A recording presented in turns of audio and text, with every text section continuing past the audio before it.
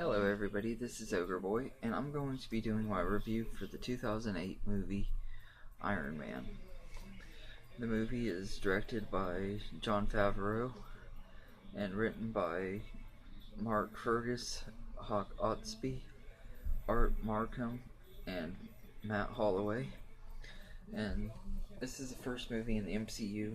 It introduces Robert Downey Jr. as Tony Stark, who later becomes Iron Man in the movie.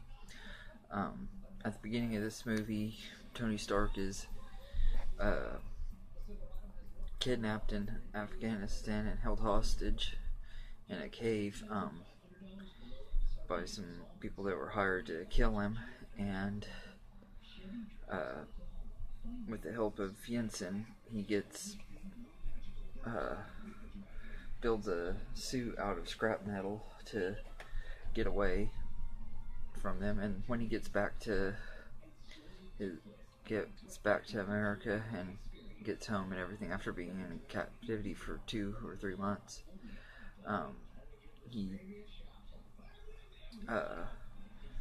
decides that Stark Industries will no longer be furnishing the weapons and everything, because he found out that his weapons were being used for the opposite of what he thought they were being used for and everything. And this causes him to rethink everything, and he builds the Iron Man suit and becomes Iron Man. And the guy who had taken over Stark Industries when his dad was killed in a car accident, Obadiah Stane, we find out he's the one that tried to get Tony killed so he could keep control of the company and keep the deals with selling the weapons to the wrong people and everything. So Tony has to stop him and everything, and Jebediah wants to steal Tony's ideas with the suit and everything, but they end up having a big battle and everything. The cast in this movie is really, really good, especially Robert Downey Jr. He was absolutely spot on perfect as Tony Stark in Iron Man. He's kept playing that role for over 10 years, and every time he plays him, he's always spot on perfect. And this is definitely one of his best performances as Iron Man. I know when I first heard about him being cast, I was like, I don't know that he's going to do a good job. I didn't really know much about him at that time, and I didn't really know that about his drug history and stuff, but I had heard a lot of people tell me that he wasn't a very good actor. A lot of people were saying that he was going to totally ruin it and everything, and I didn't really know much about him and everything. I'd only seen him like in maybe 1 or 2 movies before Iron Man, but I was really impressed with his performance, and I thought he did a really, really great job. Terrence Howard plays James Rhodes, or Rhodey. Later on goes on to have the character has a much, much bigger part in the series, but he gets recast. But I'll talk about that more in the sequel. But I do feel but yeah, and Gwyneth Paltrow plays Pepper Potts, who is Stark's love interest, and she's like his secretary and his helper and everything. But as the movie goes on, you can tell they have feelings for each other, and they don't really get very far into their relationship in this movie, which I thought that was kind of cool, because that was kind of something a little bit different for a superhero movie at the time that it came out, because usually by the end of the movie the characters have started their relationship, with the exception of 2002 Spider-Man. I mean, they didn't really start dating in that one, but it kind of set the grounds for what was going to come in the sequels. I thought that was pretty cool. Jeff Bridges plays Obadiah Stane, who also becomes Ironmonger. Sorry, Killmonger is Black Panther. He becomes Ironmonger, and I'm not a very big fan of Jeff Bridges. I only like a few of his movies, and this is one of the movies that I really liked him, and he was a really did a really good job playing Obadiah Stane, and I think he was one of the more memorable Marvel villains. I know a lot of people don't really like a lot of the Marvel villains until here recently, but I thought the that he was actually a pretty memorable villain and everything. And Jeff Bridges did a really great job playing the character.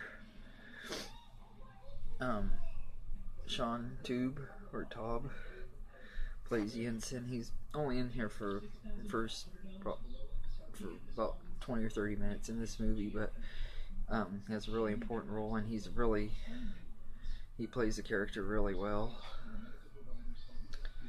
And Leslie Bibbs in this. She's not in it very much. She plays a reporter that in the comics she works for the Daily Bugle, but in this movie she works for Vanity Fair, I think, because Marvel didn't have the rights to the Daily Bugle at that time.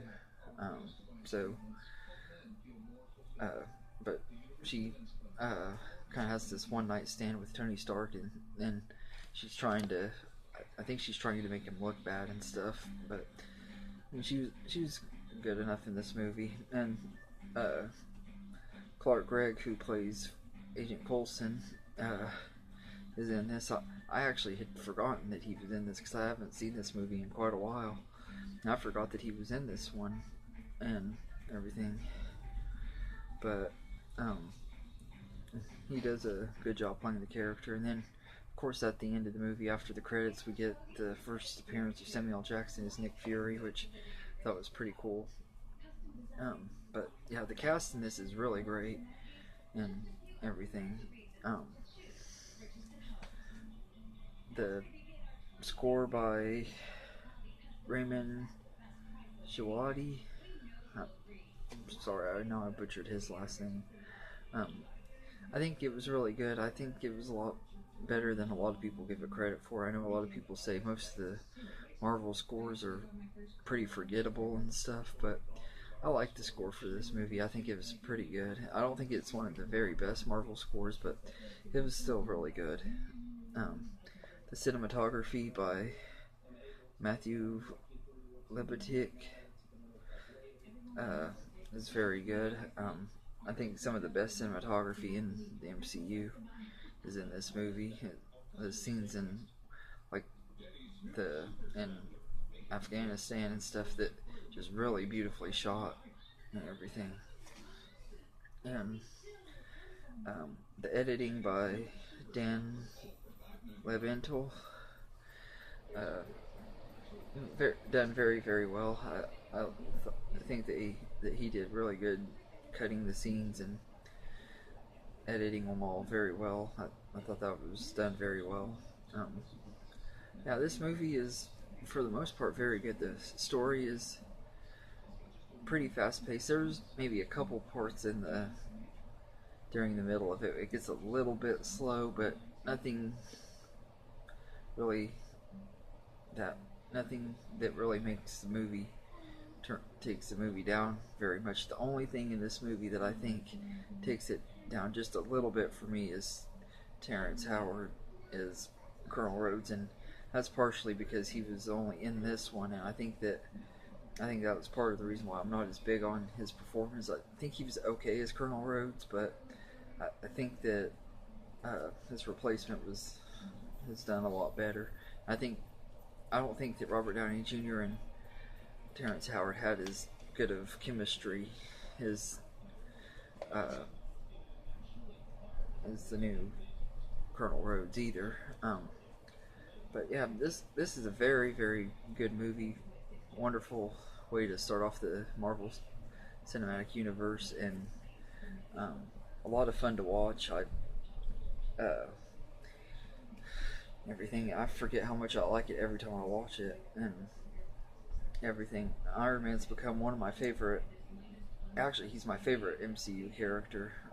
Even though Spider-Man's my favorite superhero, I still have to say, out of the MCU, Iron Man's my favorite character. Of course, I think a large part of it is because he's been around since the very beginning and everything. But I just really love this movie, and I felt it was a very, very great way to kick off a franchise when at the time that that movie came out, I don't think they knew that it was going to become the phenomenon that it has been over the last 10 years, almost 11 years. Um, if I would have known how much I was going to like this movie, I would have seen it a lot sooner than I did. I didn't see it till probably about a year after it came out. I just happened to find it at a pawn shop, and I was really kicking myself in the butt for not seeing that in the theaters. But it's a very, very good movie. I'd give it a 9 out of 10. Definitely, it's definitely a must-see if you're wanting to get into the Marvel Cinematic Universe. It's definitely one of the ones you definitely really need to see and everything. And it's an excellent movie, and definitely worthy of watching. But anyway, let me know in the comments what you think of Iron Man. Do you think it holds up? I think it really does. I think the visual effects and everything about this movie holds up just as good as it. They look just as good now as they did 10 years ago, or almost 11 years ago. But let me know, do you think that it holds up as well as it and looks as good as it did back then? And if there's any more movie reviews, top 10 list, or movie series rankings you'd like me to do, let me know in the comments, and I'll get to them as quick as I can.